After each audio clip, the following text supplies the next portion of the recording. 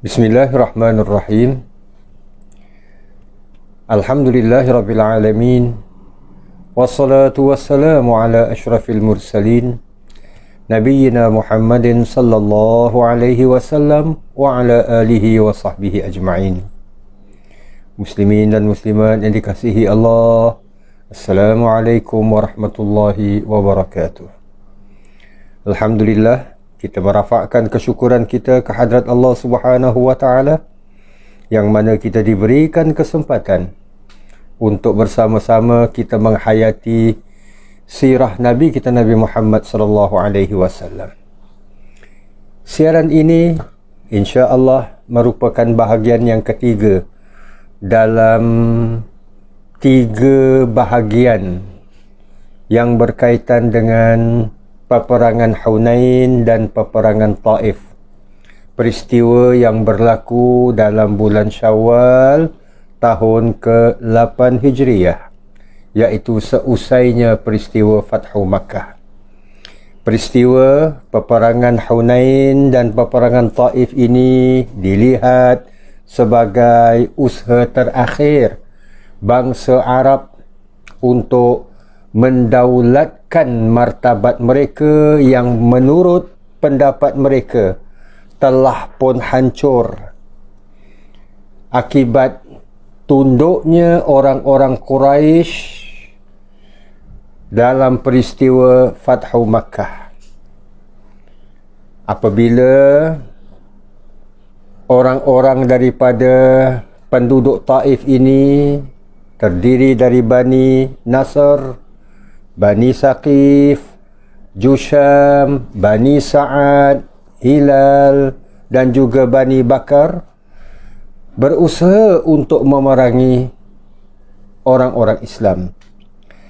Walhamdulillah, dalam 2 siaran yang lalu, iaitu menerusi peristiwa peperangan Hunain, di mana kita dapati Allah Subhanahu wa taala telah membantu tentera muslimin yang hampir-hampir kalah dalam peperangan Hunain itu.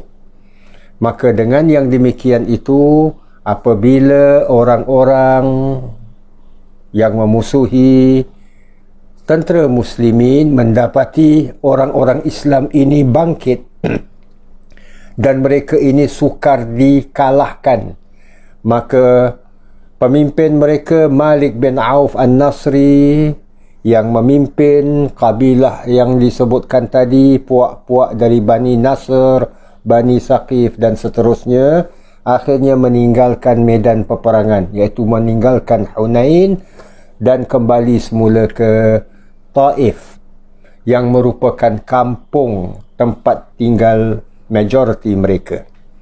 Mereka tinggalkan di belakang mereka harta-harta yang mereka bawa untuk peperangan Hunain ini.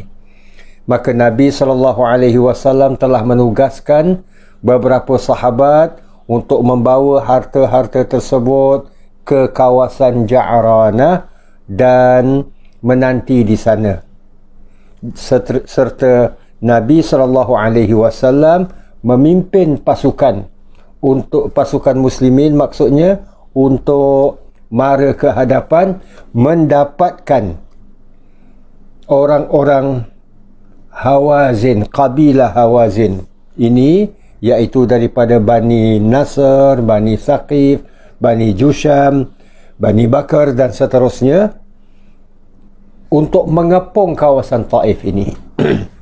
Muslimin dan muslimat yang dirahmati Allah, kita maklum Taif, yang letak lokasi Taif ini 110 km dari Makkah. Ia sebagai Taif ini sebuah bandar yang terletak di puncak Bukit Taif, kawasan dingin, kawasan dataran yang tinggi, di mana nak menuju ke bandar Taif ini mahupun nak turun ataupun nak tinggalkan Taif ini mesti dengan menaiki dan menuruni bukit. Maka itu, apabila orang-orang Taif ini, mereka penduduk Taif maksudnya, mereka ini bergerak meninggalkan Hunain, balik semula ke Taif, maka Nabi SAW pergi mengepung bukit Taif ini. InsyaAllah kita sambung untuk kita hayati bersama kesudahan daripada peristiwa perang Hunain dan perang Taif ini.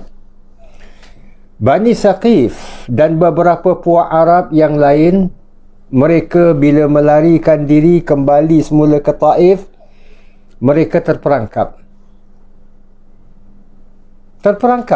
Macam kita sebutkan tadi, nak menuju ke bandar Taif kena naik bukit, nak tinggalkan bandar Taif turun bukit. Jadi apabila Nabi SAW dan tentera muslimin yang jumlahnya begitu ramai mampu mengepung keliling bukit Taif, ataupun setidak-tidaknya laluan-laluan besar yang mana orang-orang daripada bukit Taif ini dapat melaluinya. Jadi bila dikepung laluan-laluan besar ini, menyebabkan mereka yang berada di puncak bukit terperangkap. Bahkan bila terperangkap, muslimin dan muslimat yang dirahmati Allah, orang-orang Taif ini boleh dikatakan sebagai kebanyakan mereka, selain daripada mereka ini berhubung rapat dengan orang-orang musyrikin Makkah, mereka ini adalah golongan para petani, boleh kita istilahkan demikian, yang mana hasil pendapatan mereka boleh dikatakan sebahagian besarnya adalah daripada tanam-tanaman anggur dan kurma. Malah anggur yang ditanam di Taif sebahagiannya adalah yang terbaik. Oleh kerana kawasan mereka dingin kan, jadi mereka dapat menanam anggur ini untuk di zaman jahiliyah lagi, untuk anggur-anggur ini dihasilkan ataupun dihasilkan minuman keras ataupun khamar, arak. Bahkan ada di antara penyair-penyair Arab mereka yang memuji-muji arak dalam syair-syair mereka, sehingga kan mereka sampai mengatakan bahawa aku dengan bangganya, aku dapat minum segelas arak dari anggur Taif.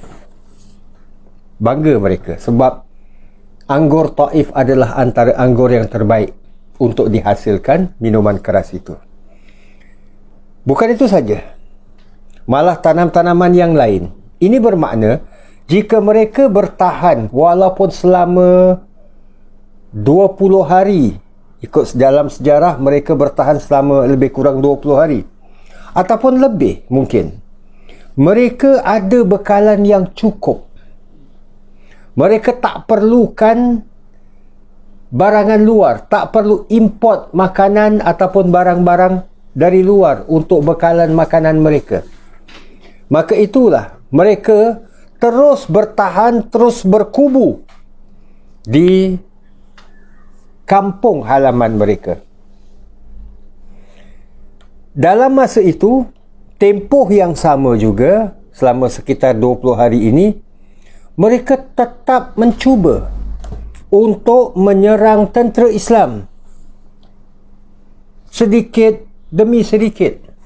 Macam dah kita maklumi bersama, orang-orang Taif dalam hal menggunakan senjata, mereka begitu mahir menggunakan senjata yang dapat dilepaskan, dilemparkan dari jarak jauh. Tombak, seumpama tombak, ataupun panah. Dan ini mereka terus melakukannya. Daripada puncak bukit, mereka melepaskan anak panah. Ialah tujuannya biar mengenai tentera muslimin sebagai dilihat usaha untuk melemahkan bahkan mengalahkan tentera muslimin. Jamaah yang dikasihi Allah, apabila orang-orang Taif ini terus-menerus bertahan. Kita lihat Nabi SAW merupakan seorang Rasul. Dan seorang Rasul dalam bahagian akidah kita maklum.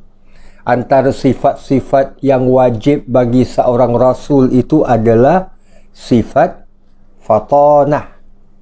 Fatanah bermakna bijaksana.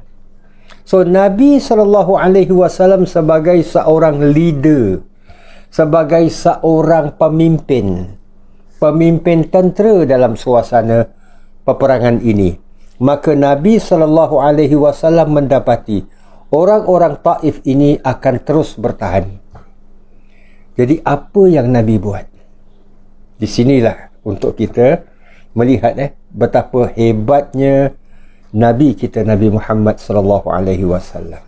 Termasuk dalam pendekatan dakwah baginda, termasuklah dalam menghadapi sesuatu tekanan, bahkan dalam suasana-suasana peperangan sekalipun. Nabi SAW akhirnya mengutuskan beberapa sahabat bertemu dengan pemimpin-pemimpin Bani Saqif, pemimpin-pemimpin daripada puak-puak Arab yang lain, Bani Nasr dan sebagainya, menyampaikan kata dua daripada Nabi. So, kita lihat kata dua. Pertama, sama ada mereka ini menyerah diri, atau yang keduanya yang mereka perlu pilih adalah mereka kalau terus bertahan, Nabi mengugut akan membakar tanam-tanaman mereka. Macam kita sebutkan tadi, mereka mempunyai tanam-tanaman, termasuklah anggur-anggur yang dihasilkan dengan begitu baik. Maka Nabi mengugut, kalau mereka tidak mahu menyerah diri, maka kita akan bakar tanam-tanaman mereka. Kalau bakar tanam-tanaman mereka, muslimin dan muslimat yang dirahmati Allah, tanam-tanaman yang merupakan hasil pendapatan di mana orang-orang Taif ini bergantung dengannya, kalau dah dibakar, tak adalah penghasilan mereka lagi. Jadi ini ugutan Nabi SAW. Nabi beri kata dua. Muslimin dan muslimat yang dirahmati Allah, kita perlu melihat ugutan Nabi ini adalah sebenarnya usaha untuk menakut-nakutkan mereka. Ia sebagai satu di antara tujuan supaya tidak berlakunya pertumpahan darah. Apabila kalau sekiranya orang-orang Hawazin masih terus bertahan dan masih terus berperang, masih terus berusaha, maka ia akan mengakibatkan kepada sedikit demi sedikit adanya jiwa yang melayang, adanya darah yang akan tertumpah di bumi Allah. Maka Nabi nak mengelakkan itu. Lalu Nabi mengugut. Di antara ugutan Nabi yang mungkin boleh dibuat pelbagai cara, termasuklah menyerah tak? Kalau tak nak menyerah, kami serang. Pun berakhir, kalau serang itu berakhir dengan pertumpahan darah. Tapi bila mana Nabi SAW mengugut sesuatu yang amat berharga sekali bagi penduduk Taif, kami bakar tanam-tanaman tu. Satu pendekatan yang cukup bijak daripada Nabi SAW. Persoalan kedua, apakah ugutan ini benar? Benar-benar Nabi nak bakar tanam-tanaman mereka. Muslimin dan muslimat yang dirahmati Allah, macam dah disebutkan tadi, ini suatu ugutan dalam usaha untuk mengelakkan berlakunya peperangan. Nabi sendiri pernah berpesan kepada para sahabat. Malah pesanan Nabi ini di zaman Abu Bakar As-Siddiq radhiyallahu an, sewaktu beliau menjadi khalifah, pun berpesan dengan pesanan yang sama kepada tentera muslimin. Maksudnya pesanan tersebut, apa yang Nabi pesan? Bila kamu pergi berperang, jangan melawan orang yang tak melawan. Jangan membunuh jiwa yang tak berdosa. Jangan rosakkan tanam-tanaman. Jangan rampas harta benda musuh. Jangan bunuh binatang-binatang ataupun haiwan-haiwan. Ini semua orang-orang yang tidak menentang. Haiwan-haiwan peliharaan, tanam-tanaman yang ditanam, ini semua tak terlibat dengan peperangan. Jadi Nabi berpesan jangan jarah, jangan rosakkan, jangan menzalimi mereka yang tak terlibat dan sebagainya. Bila Nabi pernah berpesan, takkanlah Nabi yang buat. Sebaliknya, tak mungkin kan? Kalau pemimpin lain mungkin, Nabi kita tak pernah demikian. Jadi bila Nabi berpesan kepada para sahabat, jangan begitu, jangan begini dan sebagainya, apatah lagi Nabi sendiri pasti tak akan buat. Ini cuma sebagai satu cara Nabi mengugut mereka untuk mereka ini menyerah diri. Dan apabila mereka menyerah diri, akhirnya orang-orang penduduk Taif ini ternyata mereka menyerah diri apabila Nabi mengugut, kami akan bakar tanam-tanaman kamu. Mereka menyerah diri. Dan bila mereka menyerah diri, tujuan dan matlamat dari peperangan ini tercapai.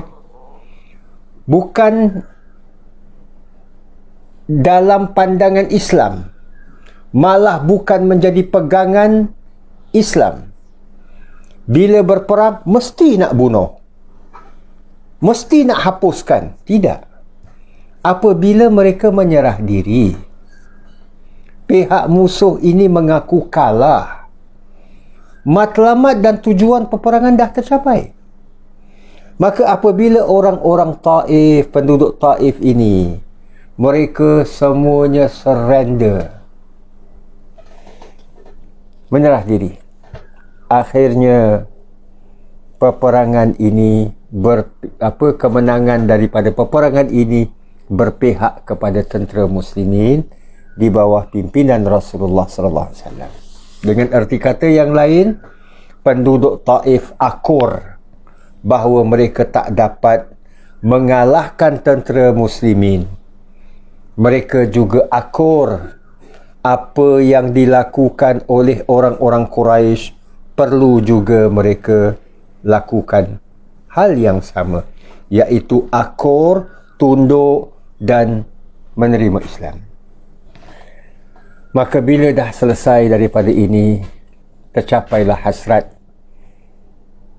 tentera muslimin di bawah pimpinan baginda sallallahu alaihi wasallam, maknanya mencapai kemenangan dalam peperangan Hunain dan peperangan Taif.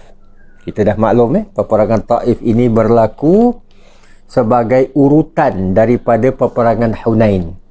Apabila tentera-tentera ini, pihak musuh ini balik semula ke Taif, mereka bertahan di Taif, maka orang-orang Islam kepung Taif itu. Maka itulah dikatakan sebagai peperangan Taif. Yang terakhirnya muslimin dan muslimat yang dirahmati Allah. Ada dua perkara yang ingin sama-sama kita hayati seusai daripada ini semua.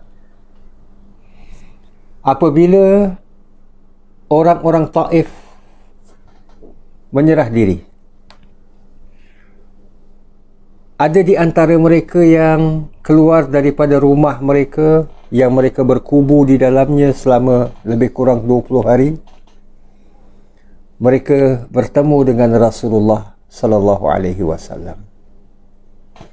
Bahkan ada di antara mereka pun yang menunjukkan kedegilan, keingkaran mereka.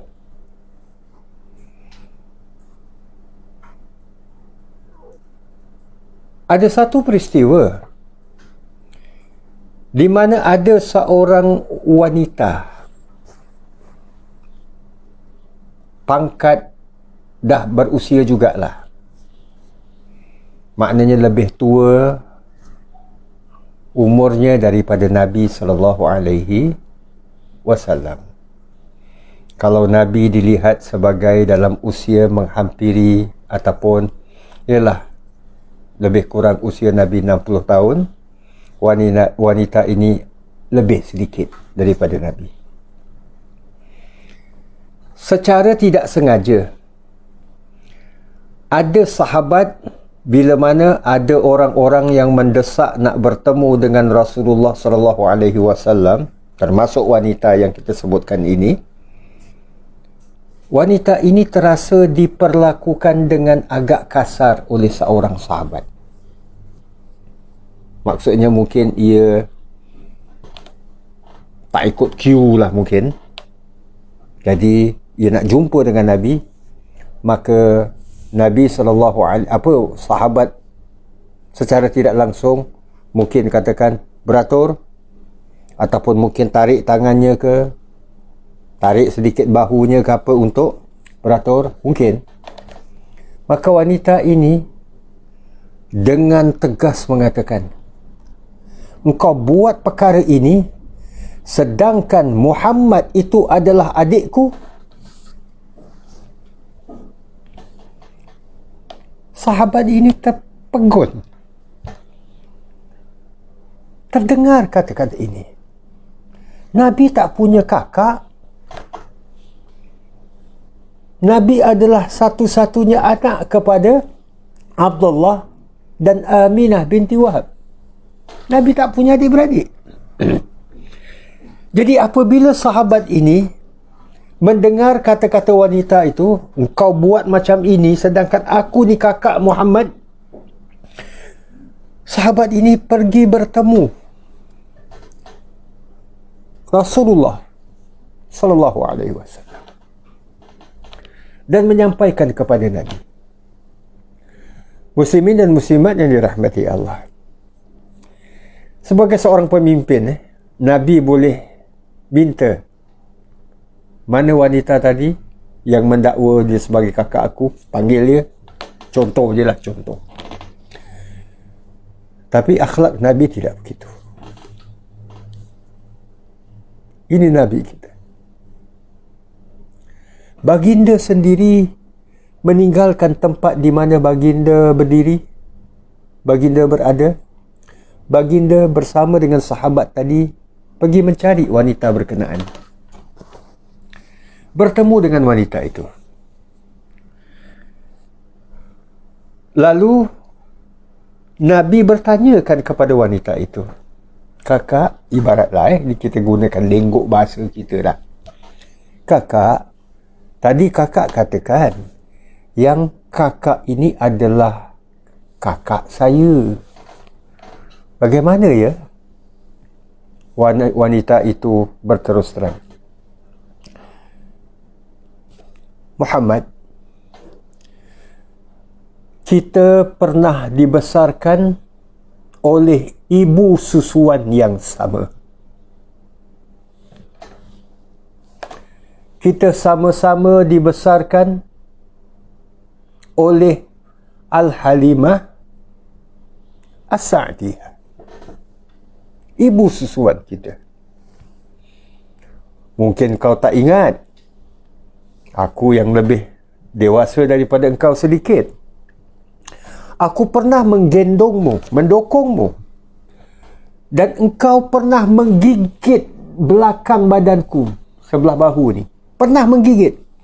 Berbekas, Muhammad. Dan sampai sekarang bekasnya masih ada.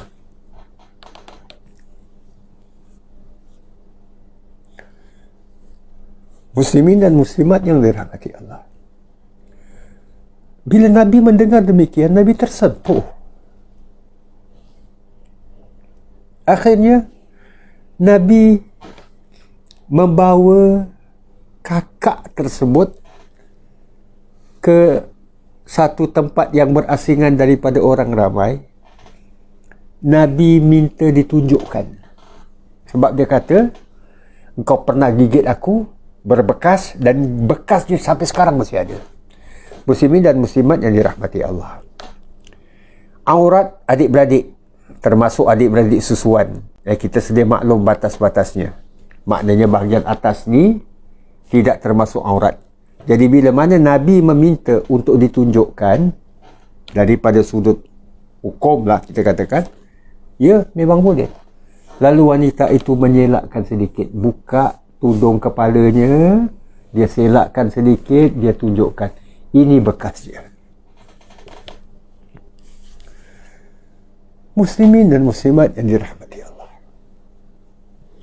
Bila Nabi mengetahui ini kakak susuan baginda, Nabi yang ketika itu ada mengenakan serban di kepala baginda, tarik serban baginda. Baginda membawa dan memimpin kakak susuannya, bentangkan kain serban baginda. Baginda persilakan, silakan duduk kakak. Subhanallah. Ini akhlak Nabi kita sallallahu alaihi wasallam. So kita lihat, daripada situlah akhirnya wanita berkenaan kakak tersebut memeluk Islam. Bila dilihat adik susuan aku ini tidak sama dengan pemimpin-pemimpin lain, tak sama. Pemimpin yang begitu rendah hati,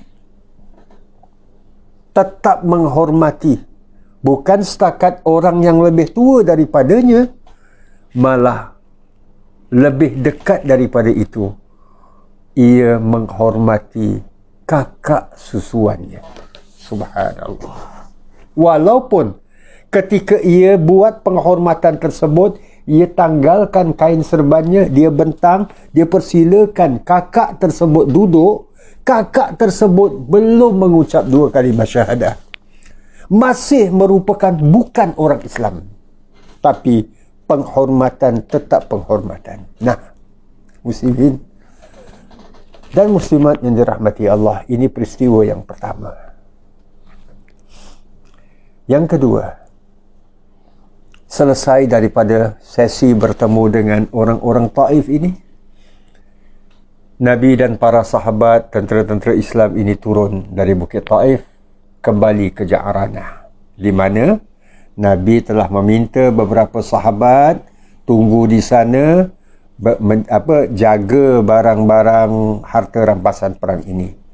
Dan Nabi SAW kemudiannya bila dah sampai di Ja'ranah membagi-bagikan harta rampasan perang. Kita maklum majoriti tentera muslimin pada ketika itu adalah orang-orang Makkah, termasuklah mereka yang baru masuk Islam, mendapat harta rampasan perang. So berbaki sedikitlah kepada para sahabat yang menjadi bahagian para sahabat yang berasal dari Madinah, sahabat-sahabat Ansar. Lalu sahabat-sahabat Ansar yang jumlah mereka ni sedikit, mereka ibarat rasa terpinggir. So mereka berkumpul antara sesama mereka di satu bahagian. Mereka tunggulah hingga selesai. Terdapat wajah-wajah suram di kalangan mereka. Nabi SAW perasan ini semua. Lalu setelah harta-harta rampasan perang ini, dan ada yang bila dah dapat harta rampasan perang, orang-orang Makkah kembali ke Makkah, balik sikit. Orang-orang Madinah, sahabat-sahabat Ansar ini, ialah dengan beberapa wajah yang suram kita sebutkan tadi, mereka masih duduk lagi, masih menanti. Nabi mendekati mereka. Lalu Nabi SAW dengan nada ucapan baginda yang cukup lembut dan menyentuh, Nabi mengatakan, "Wahai saudara-saudaraku, para sahabat Ansar,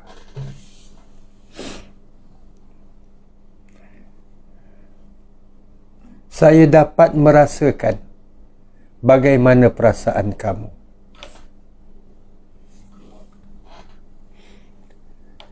Kamu mungkin merasa terkilan." Ini kita olah dengan gaya bahasa kita lah.